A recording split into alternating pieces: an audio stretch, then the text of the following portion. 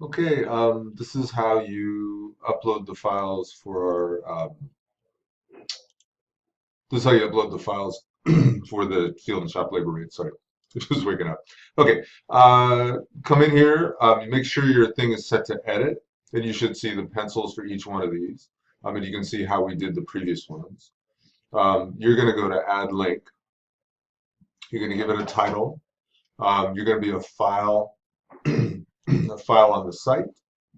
You're going to pick the location, which is going to be, I think it was PMU if I looked at the other ones right there. And then you're going to upload a new file. The other files are in here already, so you're just going to upload the new file, and then once you've uploaded it, you can then select it as the idea, the item.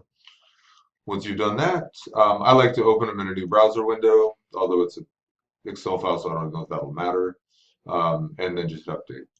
So I think the ones that are in here, we did open in a new browser window. So, but you can look at the existing ones to see how you do it. And that's the basic way you do it. Thanks.